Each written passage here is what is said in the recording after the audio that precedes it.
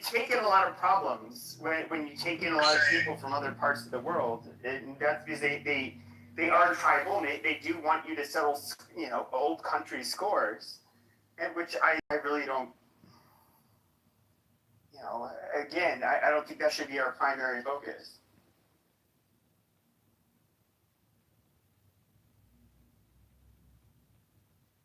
Well, that's perfectly reasonable. You love America. You're America first, and I respect that. I would put forth the possibility that in the case of this war with Iran, the best interests of the Iranian people are 100% consistent with the best interests of America. It's a happy coincidence, and that coincidence happens often. I would point out, Pepe, that I'll make this very simple. America wouldn't exist if the citizens of France didn't help America get independence. The truth of America, which people don't acknowledge, is we were not strong enough to win our own freedom. We would have continued as part of the UK. And the people of France generously paid a shitload of money in terms of taxes to set America free. I would put forth for you to consider, I don't want a yes or no, but think about it for a week. Maybe this is an analogous situation. Maybe the same way France gifted America money to become independent, maybe America is gifting the people of Persia the money to become independent, respectfully. I mean, anything's possible. I don't know. Well, you know what this does show us? Clavicular. Of Iran. You know what this does show us is that we do not have sound monetary policy in this country because we're $40 trillion, $100 trillion in unfunded debt, and the Treasury just said that we're insolvent. But apparently, we've got money to fund every fucking war on the planet. This does show us is that. Well, I'm much more optimistic about the future of America than you are, Megatron. This may not be the room for it, but I'm happy to debate anyone about the optimism for a bright future for America, despite the deficits, respectfully. No, I'm optimistic too, but I mean, if you really look at the numbers, technically we should shut everything down except for non-essentials. But, if we do that, that's like committing, the ultimate sin, maybe. Yeah, I don't see it that way. The reason why I think the deficits are very manageable is, first of all, I work in AI, and you could easily Google this. AI and robotics are very quickly going to double the GDP, the real GDP of the U.S., the real production, which will make this very manageable. The second thing that's wonderful is every single high IQ country in the world has a rapidly shrinking population. In every high IQ country in the world, women just refuse to have kids. America is the only exception. We have a growing population. Not only do we have a growing population of smart people here in America, but literally the smartest people in the world pretty much all want to emigrate here, right? Like, you go to Japan, the smartest people want to come here. You go to Korea, the smart people want to come here. Like, every place you go, super smart people. So all we need is an intelligent immigration policy, and America can easily steal, and I use that term carefully, we could steal the 100 million smartest young people and get them to come to America. So I think America is strong and growing and wonderful as it is, but we have the potential to steal the smartest people from around the world and get even better. That's why I'm more optimistic than other people on Clubhouse. Well, that's not why I'm optimistic or why I have joy, but, recently a Google employee in San Francisco, a Chinese emigre or Chinese dual or Chinese American citizen, he was arrested for transferring, proprietary corporate AI software and coding. So to think that we can poach versus just offshore, I don't see the difference anymore. When we can just hire in India, what's the difference? I really respect you, but as a person in business, it's not the same. Now, I will grant, I feel very comfortable with, I have a lot of conversations with leftists, and I treat them respectfully, and woke people and progressives, I treat them with respect. They have something to say, but I also have polite conversations with people I would call immigration restrictionists, and you may be friends with some people that are, quote, immigration restrictionists, criticizing. But I'm just curious, why do you think every libertarian event I've ever gone to is all white? Well, I listened to you very closely. I didn't interrupt you, and I hope that you'll allow me the time to speak. Um, you love to always constantly say, "I will be very not discreet." What do you say? Anyways, clavicular. The point is, it's historical, my man. Obviously, today I was thinking about like how the Republicans and the Democrats, like that historical point, and to where we are today, and how it plays into the Civil War, but also migration of population. But really, it's comes down to economic philosophy. I don't care about the political friction or the political difference. I'm more interested in saying, how do we run a business successfully? That means a net profit. What's our cost of goods? So again, the reason why they're Democrats. I mean, I don't want to just give you the low hanging fruit and say because they're getting shit and why punch the hand that's giving you the free shit. So it's more than that. It's really just a question of awareness and economic philosophy. If you know how to grow an economy or how to grow a business in a city or how to grow the GDP of a city or of a country, now we're talking because we can't inflate our way out of this. We can't borrow to spend our way out of this. We have to grow out of this. It's the only way. And that means opening up business, not restricting it, not doing head counts. We want international businesses to pour into this country and give job opportunities to our fellow citizens. So we have to grow this country in the same way that we would grow a pizza shop, one slice at a time.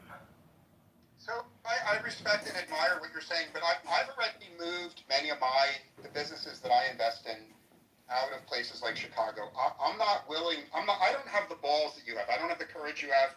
I don't have the strength that you have to actually fight to redeem Chicago. I've moved my businesses to places that are low tax and business friendly. My favorite is actually Nashville. I would urge you to look into Nashville. So let me ask you a personal question, right? Considering that you have so many enemies in Chicago, the odds are stacked so far against you. Why fight in Chicago? Why not move to a place that's already libertarian, like Nashville or like New Hampshire? Well, I just got out of a congressional race. I was removed from the ballot and I lost as a write in candidate.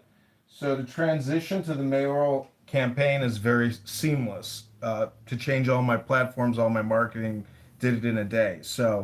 But it's really the goal is joy and the experience is joy. It's a lot of fun being in politics. If I can say the best things about it is you meet beautiful women. And guess what happens when I meet beautiful women? I try to, have a beautiful night with them. So I'm just saying there's joy in the experience and there is joy in the goal. Well, there's nothing wrong with anything you said. One other observation I can make about every single Libertarian Party convention I've ever been to is the male-female ratio is like 90 to 10. So if you are heterosexual and you're interested in spending time with young women, I would again question your choice of political party. If you want to be around young women, you should have joined the Green Party or the Communist Party because those are filled with women. The Libertarian Party is almost all a sausage fest. And I say that with respect. So I haven't actually filed with the Chicago Election Board yet, but people that I'm talking to, they keep just telling me file as a Democrat, file as a Democrat. Do not run as a libertarian. Nobody votes for a libertarian. Nobody knows anything about them. They don't care about them. And statistically, they're right. So I'm thinking, you know what? Maybe I will run as a Democrat, but I will point out throughout the campaign, why I chose to run as a Democrat. And if I'm labeled a fake Democrat, well, so be it. I keep calling all these Democrat candidates fake Democrats. Well, I respect and admire people that are flexible. People like that are rare on Clubhouse. I think most of the really intellectual, flexible, thoughtful people left Clubhouse 3 years ago. So I appreciate what you're saying. But let me drill down to your criticism of the Chicago Teachers Union is very trenchant. But overall, are you personally in favor of the school voucher system that's been implemented in Florida? And if not, make it simple. Don't be so wordy. Make it simple. What is your solution if it's not vouchers? Well, the solution is sitting in our library. I read books every day on this app. Nobody comes to my rooms to listen to me read a book. They want their dopamine and they want it now. And people are begging for the mic. It's the same thing in the classroom. Children want attention. And we have a bunch of socialist, communist, left wing teachers. I don't think I really have a solution because nobody would want my solution, which is like a military solution. Similar to the way that Japan runs their education system. We don't have janitors in our schools anymore. Boom, just saved 60 million there because now the kids are cleaning the classroom every day at 2:30 p.m., 2:45 p.m. They're sweeping, mopping, resetting. So there's a lot of solutions. It's always personal responsibility. That's the ultimate solution to our problem. We can't keep just, outsourcing and hiring solutions. We are the solution, but $1 trillion a year, we collect over $1 trillion a year in property taxes across this country, spend $200 million with the Department of Education for what? Clubhouse could be the new, educational platform of the future, but we refuse to cut costs. We refuse to cut administrative and facility expenses and pension expenses. Here in Chicago, we owe 150 billion on the pensions. 150 billion. Our annual city budget's only 15 billion. How the fuck are we can't pay that off, and we just keep borrowing and spending to fund all these special programs and projects. I have a personal question for you. I have a personal question. Are you a Cubs fan or a Sox fan? I'm a Cubs fan in the summertime, on a Friday, Saturday, and I'm a Sox fan if somebody invites me then wants me to tailgate with them. But I'm not going to Comiskey, unless I get invited to a VIP tailgate because there's. I think, take some advice. If you want to be elected, you really have to not answer that question because if you express loyalty to one team more than the other, you're going to lose a lot of votes, respectfully. I know it's a trick gotcha question, but the city is in a financial crisis, and property taxes have gone up 20%, 30%, 40%. For some people, they've gone up 150%. Imagine paying $8,000 and now you're being asked to pay $17,500, and you're a senior and you're collecting the rent, and now you're like, well, fuck, now I'm losing money. Can't even afford to rent the fucking property out. People that are, I certainly agree with you. The vast majority of my friends who are economically successful have already left Illinois for other places. That's why I think you're like, there's this mythology of the lost cause. I think you're fighting a lost cause. I think the voters of Chicago are so silly they will continue voting for the free spending idiots they voted for. And I think the only solution for Chicago, from my perspective, is bankruptcy, right? The Illinois government has set out a path for Chicago to declare bankruptcy, and in bankruptcy, all of the pension obligations can be renounced. So if you're not an expert in the bankruptcy process, I would urge you to become an expert. Yeah, I've got a lot of experience with debt resolution, debt negotiation, and the city isn't necessarily going to go bankrupt, but the pensioners are going to have to take 40 cents on the dollar because no way you can pay off 150 billion. And it's all just day to day, month to month. But again, we can grow out of this problem if we cut the corporate income tax. If we cut all these ridiculous policies we have in the city. There's a lot of developers here though that make a lot of money. The taxpayers offer TIF, which is a special fund of 300 million a year we kick up. So there's great opportunity in Chicago, and there's a lot of land to build on. And the city can become more robust, but we've got to lower property taxes to incentivize people to come here. It's the greatest city in the Midwest. Our lake is pristine. It's, we have an incredible. You're forgetting the best thing about Chicago, which is the Riverwalk. Yeah, it's premier. There's fantastic restaurants, but crime is a major problem. Major problem. What's your favorite place for blues in Chicago? I'm just seeing if we like the same places. Kingston Mines in Lincoln Park. Okay, A+. Yeah, the place is a legend. The thing I really like about Kingston Mines is they have those giant signs outside saying, if you are an off-duty cop, you can attend for free. Do you see those signs? And so they always make sure to have a bunch of off-duty cops that are strapped in there, and that keeps the criminals away. I love going to Kingston Mines every time I'm in Chicago. Yeah, the legend there, what's his name, Buddy Guy, the guitarist. He was just featured, I think, in the Grammys. And you can see him there, that place is really special. But Anyways, this is my third time running for office now, and a lot of the fun, I know I'm not going to win, but when you have your name officially, in the ledger and you're basically in the public domain now, it gives you the ability to speak publicly and to just, to me, I don't even want to talk politics. I just actually want to just do financial analysis and explain the situation and offer some solutions on how we could grow out of this. Because our current mayor loves to sit there and shout in 1996, 600 African Americans died because of white people, because of the racism in this city from a heat wave. 600 black people. And I'm like thinking to myself, this fucking guy, he he's just a ruthless, shameless gaslighter. He doesn't care about even taking care of the city. He just wants to make, political hate speech content to get his dopamine up and to build his following because all these politicians have, Yeah, I've got a lot of. Isn't that respectfully? Isn't that an indictment of the voters of Chicago? Shouldn't I have scorn for the voters of Chicago? No, that I don't even believe. You can tell from my accent. I did not grow up in Chicago. So I don't believe people even vote. I don't believe people even vote in this city. I think we have automated voting. If you look at the numbers on the South Side, in the elections, I think there's just so much suspicion of the Chicago Election Commission, the Illinois State Board of Election, in terms of automated voting, that no matter who it is, we've got voter fraud. I think in this city, big time, and it's just total. So let's imagine. Let's have a respectful competition. Let's assume that you lose. How many losses will it take for you to throw in the towel on Chicago and move to another city?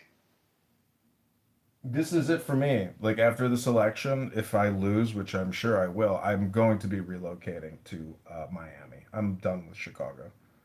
Okay, so which neighborhood in Miami is your favorite? Now we're getting somewhere. See, I for work I travel all over America. I visited Brickell. like enormous places. So I love hearing from people. I get to know people's personality by finding out what neighborhood they want to move to. So tell me that your Miami neighborhood. Yeah, Brickell. Yeah, I respect that very much. As long as you don't enjoy going to the beach, Brickell is a great place to live. But if you enjoy going to the beach, man, it is a long drive to the beach. Why? Can't you just go to South Beach in 15 minutes? I don't know. Maybe you're luckier than I am. It takes me longer than that. Oh, yeah. I've never lived there. I've only been there for like a week at a time in South Beach, but I like it. And Palantir moved there. All I would say, let me give you some little advice, which is before you buy, you should rent for a year. Yeah. Because my friends who live in Brickell, they never ever make it to the beach. So all I'm trying to say is, if you're a beach person, I think you want to live on Miami Beach Island. If you discover you don't like the beach, then I think you want to live in Brickell. Or I mean, for me, I actually really like the vibe in Wynwood because Wynwood has all the graffiti artists.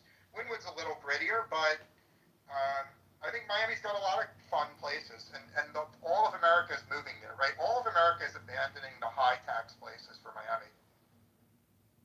Yeah. I know South Beach pretty well. My dad lives in Boynton. I'd like to maybe go to Fort Lauderdale. I don't know, but I guess it just depends on where I can end up landing a gig. I want to apply to Palantir and to Citadel. Citadel left Chicago. Goodbye. So I don't know, but this campaign should be a lot of fun because it's all campaigning in the summer. It's petition gathering in the summer. I live in Chicago, so I can literally generate hundreds of signatures a day myself, 2 blocks away at the train station. I need 15,000 signatures to get on the ballot. It's a lot of signatures. I don't want to dox you in any way, but assuming money was not an issue for you, what is the one Chicago micro neighborhood you would live in? I'd probably live in Gold Coast. That's my favorite part of the city, I think. Yeah, I like Gold Coast. Gold Coast, I think it's good for older people. The really young people I know in Chicago want to live in Wrigleyville, but I think if you're at middle age or older, Gold Coast is the best place to live. people will say River North, and a lot of people say Lincoln Park, but Lincoln Park and Gold Coast are basically the same thing, and then River North is, specifically downtown. But there's a I don't know. To me, the Gold Coast is the best. You get the best restaurants, and then across the street you get the beach. You got Oak Street Beach right there. So to me, Gold Coast, and you can buy an amazing studio or a one bedroom for 120 to 150 to 180,000. Your assessments and your property taxes now you're paying like But let me ask 1,200 a you month. about a neighborhood that I really love. I don't know how much. I think when I'm in Chicago on business, I enjoy myself most in the West Loop, right? Yeah. Right in the neighborhood around the Soho House, around the McDonald's headquarters. The vibe there feels newer. It feels like there's a lot of Hmm. East Coast transplants there. So I like the vibe right there in the West Loop, but you haven't mentioned it. I'm wondering why you don't love the West Loop as much as I do, respectfully. Yeah, it's top notch. I mean, but I worked at the Google office on Morgan Street, and damn, it is so urban. And when I mean urban, when you're there, you're like, damn, did the whole South Side decide to come here on Friday, Saturday? Like, it's so black, which is not a problem for me, but there's times where you're just like, damn, like black people absolutely love going out on a Friday, Saturday. They fucking love it. They live for that shit. I don't know why black people love having such a good time, but they do. God bless them. The West Loop is nice. It's a city within a city now. There is a Jerry Garcia bar restaurant, top notch 5 star, that does Grateful Dead cover bands and all these bands. It's like a venue now. It's huge, and you have to buy I'm a a big ticket. fan of the Dead. I'm marking that on my map right now for the next time I'm there. That Yeah, sounds great. my sister's a big fan. She was like, "Dude, if I lived in Chicago, I would work there," and it's really dope. You got to look it up. Top notch looking place. When the Lollapalooza Music Festival's in town, do you ever go to that? Yeah, oh, but I'm done. I'm done doing that. I can't handle that. It's just too many people. It's too obnoxious. The wait in line to get in is horrendous. Um, but yeah, what's cool about that is the after parties. There's like special lineups and venues that coordinate their, you know, dates, performances, etc. It's a very special time in Chicago. But I would never do the whole thing again. It's too much for me. I think I'm done skiing. I would do it. I had a friend that had a condo down there. Everything is, ease of life, geographic proximity. Yeah, I We're, do the opposite when I usually stay an extra 2 days after I finish my work and I rent a car and I see all the attractions in the suburbs as well. yeah, our botanic gardens here is spectacular in Highland Park area. That's really special, tip I don't top. know if you've been. A place I really love is the Fermi Labs. The Fermi Labs are very cool. Cantigny is very cool. The Leaning Tower of Niles. Like, there's I a think lot of they stuff. removed that thing. I think they took that down actually. The Oh Leaning shit! I'm Tower. gonna have to check on that. I'm probably embarrassing myself because I've been recommending to people to see the Leaning Tower of Niles, and I should probably drive over there and it's not there. So thank you for the tip. I'm gonna look That's for it. gone. Yeah, they're building, I think, homes, doing a huge development from that former YMCA. Chicago and the whole contiguous or metropolitan area is really what makes Chicago spectacular. Like I grew up in Lincolnwood, um, dated a girl for a lot of years in Glenview. My dad lived in Highland Park. My dad was a Chicago cop, so it's like the whole. I like the suburbs, but in the city, you get nickel and dimed, and they're just the dumbest fucking liberal socialist communists. A girl here got murdered by a Venezuelan migrant a couple of days ago, and the alderman says, "Oh, we think she startled him. She shouldn't have startled him. Shouldn't have startled the guy that murdered her."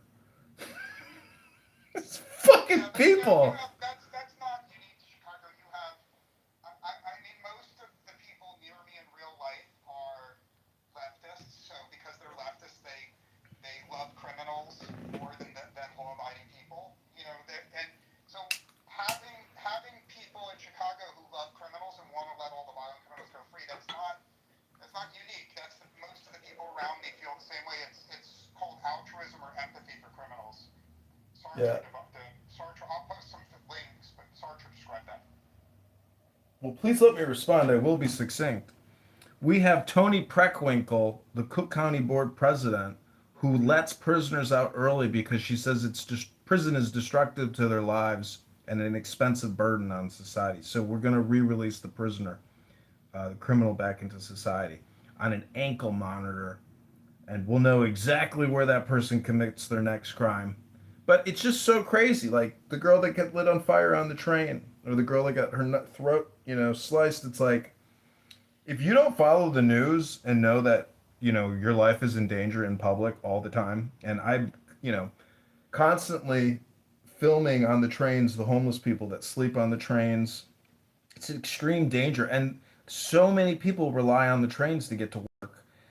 That the fact that the police can't police the trains and remove the vagrants and enforce vagrancy laws and get the homeless out of the trains, it's like, what are we paying all these policemen for if they can't even, help society in the most basic way, which is I got a job to get to, and nobody wants to go near this guy because he's covered in bed bugs and sleeping in a pile of diarrhea.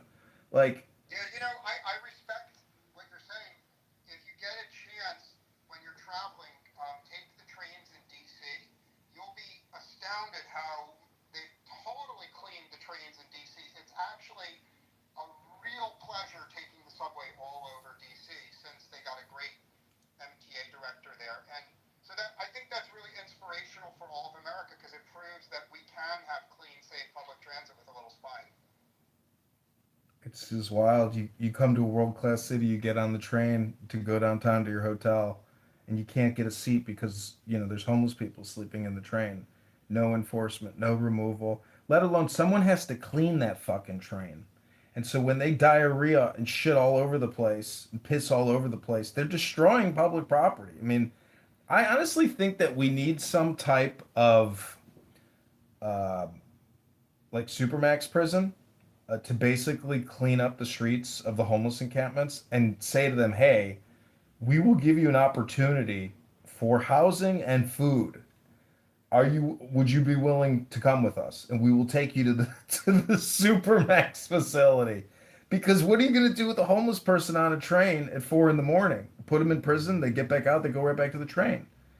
Yeah, So obviously, on a factual basis, you're right. On a factual basis, but I think you may lack insight into the empathetic mind of our leftist friends. In other words, the leftists are not they're not evil. They just have a different moral compass than you do. You understand what I'm saying? They have their own moral compass. It's just different than yours. yeah, I mean, the tough thing is, it's like, have you ever been to a boot camp? Like when I was a kid, our high school sent us to a juvenile boot camp to see how juvenile offenders, go to boot camp. Like scared straight. I think the term is scared straight. Yeah, but they're actual participants in a military barracks, and they're doing all military protocol, procedure and end instruction. So it's like JROTC for young criminal offenders. But anyways, my point is, like, the work to lead people who don't want to be there to begin with, it's like it's impossible. It's a waste of time. So I just as a society, like, like you said, I mean, their morals or virtues are different, but it's just so unfair to everybody in Chicago that wants to live in a clean, happy, healthy, functioning city to allow thousands of people to sleep on the trains and to use them as a toilet. It's so outrageous and so offensive to me as somebody who wants to work, but, you know, can't take the train downtown to get to your job because it's too much of a danger and a hassle. Welcome, Kaka Shiratsi U. Is there something you'd like to say, Kaku? Thank you for having me. Yeah, I'm just trying to figure out your vibe. What is obvious is you were talking about something other than the topic. Yeah. All right. So, do you I want to think talk? maybe we should, mayoral candidate, would you mind if I change the title of the room? Go for it. Okay, thank you. I gotta find another room. Let's just stay here. Let's just talk about everything. Jane. Well, Kaku, could you tell me where you're coming from, please? Like, just make it succinct. I want to hear anything on your mind, but make it succinct, please. I am of Iranian origin, so let's. Oh, great. Where do you live now? Don't dox yourself, but just tell me approximately where you live. I am not living in Iran. You're not in Iran. No, but I want to know like what country you're in now, if you don't mind. If you don't want to say so, it's okay. I am a proud American. Okay, great. Okay, I'm very happy to hear that. So a lot of the people I associate